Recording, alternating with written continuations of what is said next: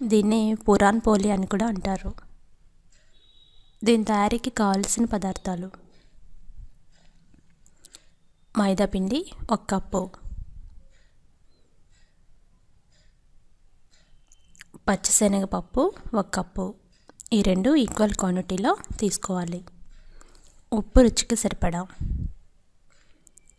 పంచదార 1 tea spoon, యాలకులు 3 powder కొట్టుకోవాలి, బొంబాయి రవ్వ 1 టీ స్పూన్,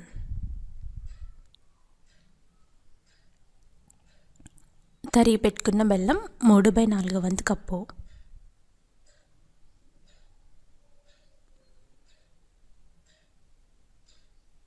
నెయ్యి బొబ్బట్లు వేయించుకోవడానికి సరిపడా. ఇప్పుడు తయారీ విధానం నేర్చుకుందాం. ముందుగా ఒక బౌల్ తీసుకొని అందులో మైదాపిండి, బొంబాయి రవ్వ, అలాగే కొద్దిగా ఉప్పు వేసుకోండి.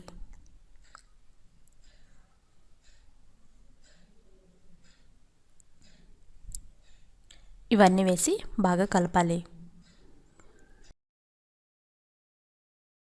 తర్వాత కొద్దిగా నూనె వేసి మరలా పిండిని బాగా కలపాలి. కొద్దిగా నీళ్లు పోసి పూరీల పిండిలా తయారు చేసుకొని 1 గంట పాటు నానబెట్టుకోవాలి.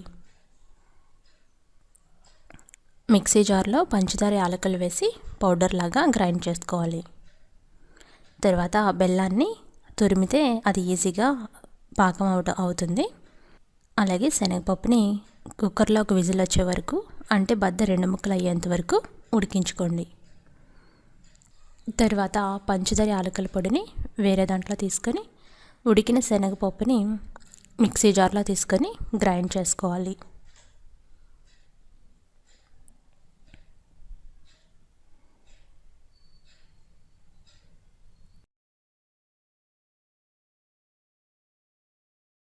మూత పెట్టి ఇలా పౌడర్ లాగా గ్రైండ్ చేసుకోవాలి.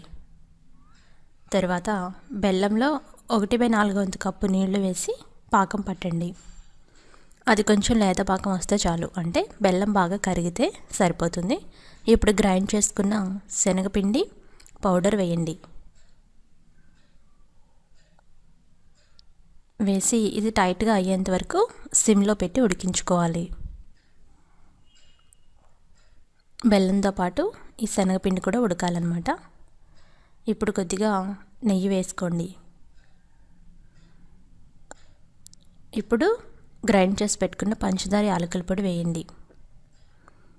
సిమ్లో పెడితే ఈ విధంగా ఉడుకుతూ ఉంటుంది. ఎక్కడైనా శనగ పలుకులు ఉన్నా తర్వాత మ్యాష్ చేసుకోవచ్చు. ఇప్పుడు తరుక్కున్న పచ్చి కొబ్బరి వేయండి. ఇది మీకు ఇష్టమైతే వేసుకోండి. పచ్చి కొబ్బరి వేసి మరో 2 నిమిషాల పాటు సిమ్లో ఫ్రై చేసుకోండి. ఈ విధంగా టైట్గా అయ్యేంత వరకు ఉడికించుకోవాలి. ఈ విధంగా కలుపుకొని స్టవ్ ఆఫ్ చేసుకొని చల్లారబెట్టుకోండి. ఈలోపుగా స్టవ్ వెలిగించి తవా పెట్టి వేడి చేయండి. ఒక ప్లాస్టిక్ షీట్ మీద నెయ్యి పూయండి. నూనె అయినా పూసుకోవచ్చు. దీని మీద మనం బొబ్బట్లు ఒత్తుకుంటాం అన్నమాట. ప్లాస్టిక్ షీట్ అయితే ఈజీగా అవి ఊడొస్తాయి. ఇప్పుడు నానిన మైదాపిండిని చిన్న చిన్న బాల్స్ లాగా తీసుకోండి. చేతికి కూడా నూనె రాసుకొని దాన్ని పూరీలాగా ఒత్తుకోండి.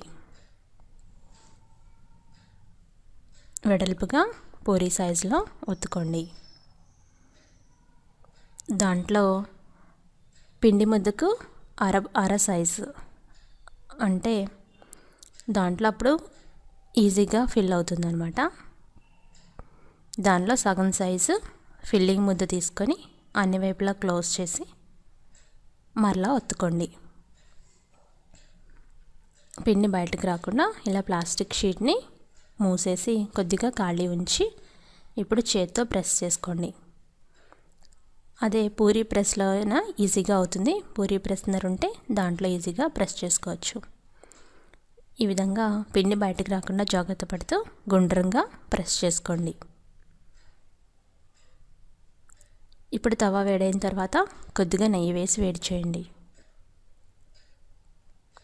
తర్వాత తయారు చేసుకున్న బొబ్బట్టుని తవా మీద పెట్టి కాల్చుకోవాలి.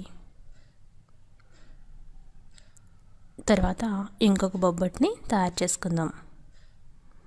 ప్లాస్టిక్ షీట్ కొద్దిగా గ్యాప్ ఉంచి క్లోజ్ చేసి ఈ విధంగా మీరు కర్రతో కూడా తయారు చేసుకోవచ్చు.